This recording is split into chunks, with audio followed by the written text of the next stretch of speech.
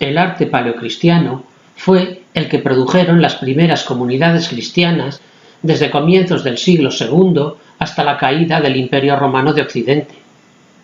Es un arte que sirve de nexo entre la Antigüedad clásica y la Edad Media, y que aportó dos aspectos fundamentales al arte medieval occidental: el templo basilical y una iconografía simbólica cristiana. Inicialmente, la práctica de la religión cristiana era clandestina, pues a pesar de la habitual tolerancia de los romanos, los cristianos fueron perseguidos ocasionalmente por su negativa a rendir culto al emperador.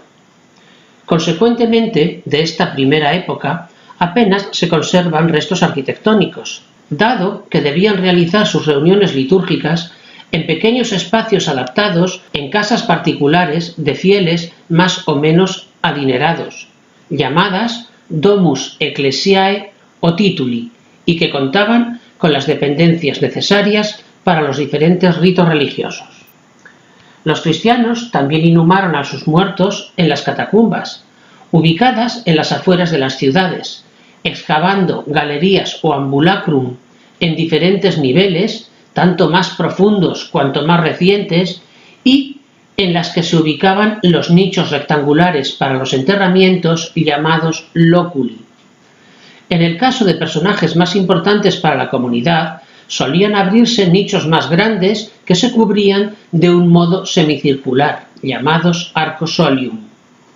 En ocasiones, las galerías se abrían en espacios más amplios, habitualmente de planta poligonal, y en los que se disponían los restos de un santo, de un mártir o de los miembros de una única familia.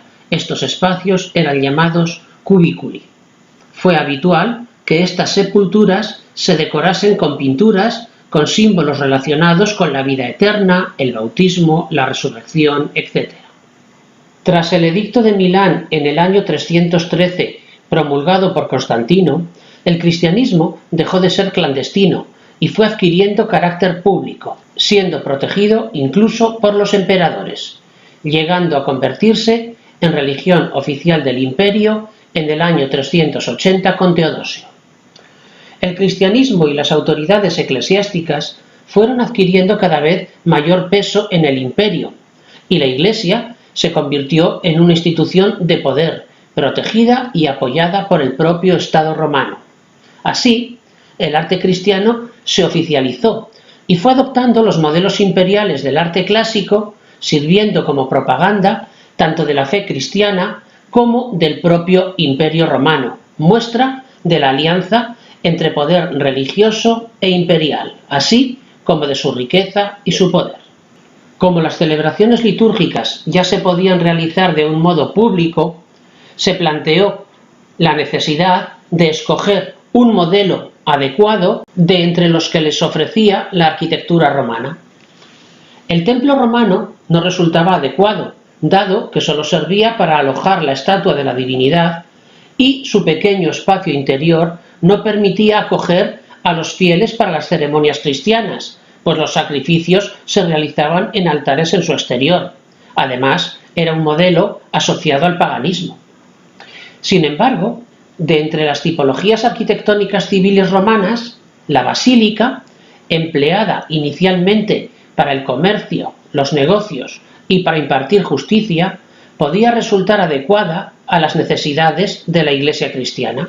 Este tipo de edificio, sin connotación religiosa alguna, poseía una planta rectangular precedida por un pórtico y dividida en varias naves, más alta y ancha la central, separadas por hileras de columnas o pilares y cubiertas horizontalmente o por bóvedas. En su cabecera solía abrirse un pequeño nicho semicircular, el ábside o exedra, reservado a los funcionarios que presidían los procedimientos judiciales. Sus amplios espacios interiores podían permitir la congregación de numerosos fieles de la comunidad cristiana, de la eclesía, para celebrar allí sus ritos religiosos. Por otra parte, su planta permitía jerarquizar el espacio de acuerdo con las necesidades del rito cristiano, separando a los presbíteros, que ocupaban la cabecera del edificio y el ábside, desde donde dirigían el culto y reproducían el sacrificio de Cristo en el altar de los fieles, que ocupaban el amplio espacio interior de las naves frente al altar, pudiendo incluso separar a varones de mujeres en las diferentes naves. Incluso el pórtico de los pies podía servir para separar a los catecúmenos, a aquellos que aún no habían sido bautizados, del resto de los fieles en los momentos más sagrados de las ceremonias religiosas. El atrio que le precedía podría servir para encuentros de la comunidad u otras funciones como catequesis, etc.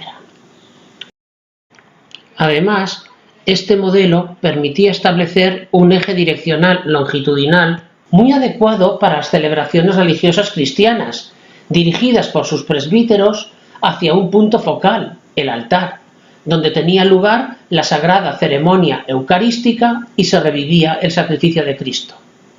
Se creaba así un itinerario místico y simbólico desde el mundo profano del exterior hasta el lugar más sagrado de la cabecera, en la que Cristo se hacía presente a los fieles a través del sacrificio eucarístico. El ritmo de las columnas que separaban las naves, así como la luz que entraba por las ventanas que se abrían aprovechando la diferencia de alturas entre las naves, de un modo simbólico también remarcaba este itinerario místico hacia el lugar más sagrado en el que se celebraba el sacrificio de la misa. Es por ello que las primeras iglesias cristianas adoptaron el modelo de la basílica romana, surgiendo la denominada planta basilical. Lo que hicieron fue adoptar un modelo arquitectónico pagano, pero cambiando su función, que pasó de ser civil a religiosa, convirtiéndose en un lugar de culto basado en el recuerdo del sacrificio de Cristo que ocurre en el altar, prometiendo la salvación y la vida eterna a los fieles. La basílica cristiana tuvo diversas funciones, como lugar de sacrificio, como lugar de culto, de reunión de la propia comunidad cristiana y, habitualmente, como lugar de residencia del obispo en dependencias anexas.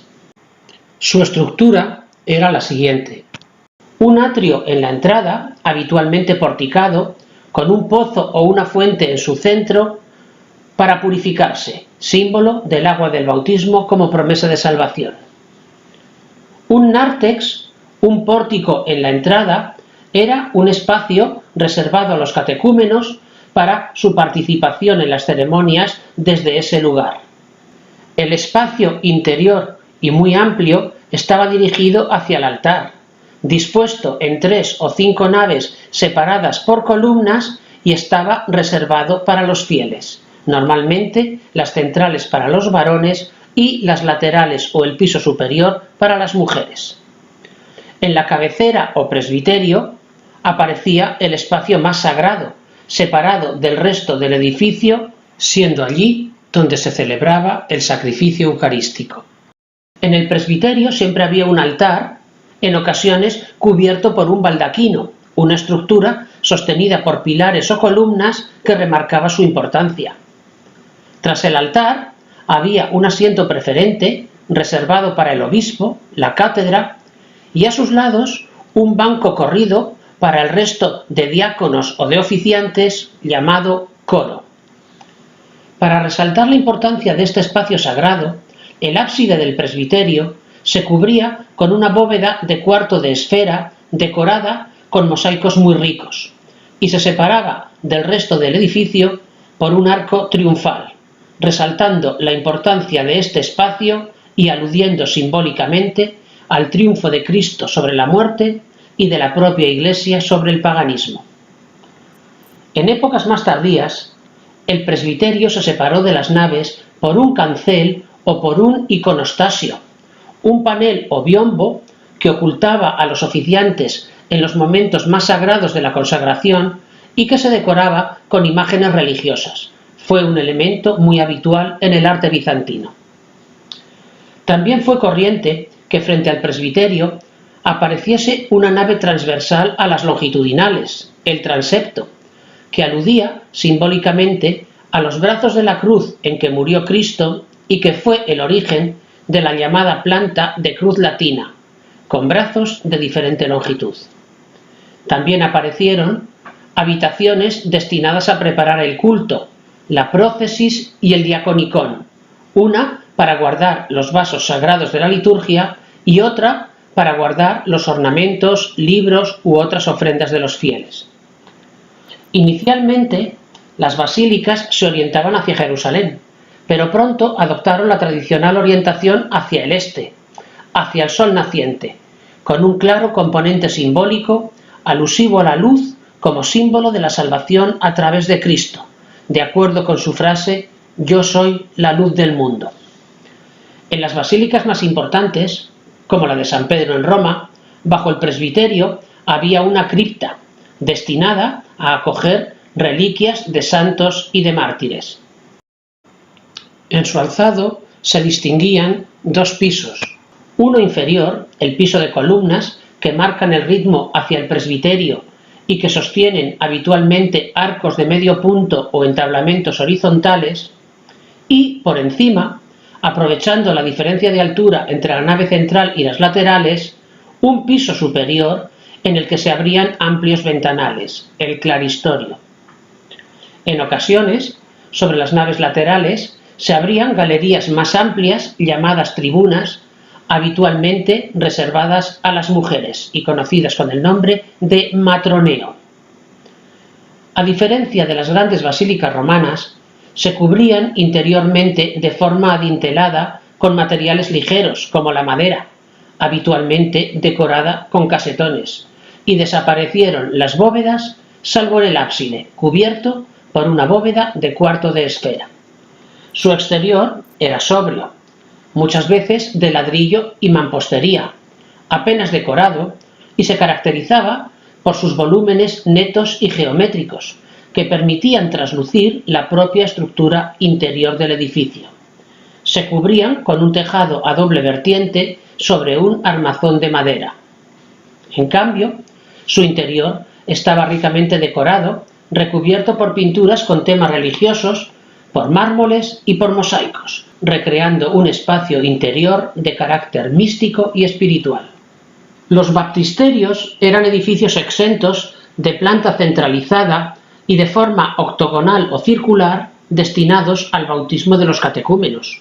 Probablemente inspirados en los caldarium de las termas romanas, se cubrían mediante una cúpula decorada con mosaicos y alojando en su interior una cisterna, dado que el bautismo se realizaba por inmersión. Los mausoleos fueron construcciones monumentales y suntuosas reservadas a albergar las tumbas de personajes de especial relevancia para la comunidad cristiana y de la corte imperial. Adoptaron habitualmente el modelo romano de planta centralizada, normalmente octogonal, circular y también de cruz griega, situándose el objeto de veneración en el centro del edificio, habitualmente cubierto por una cúpula, pudiendo deambular para rendirle culto los fieles a su alrededor en una galería.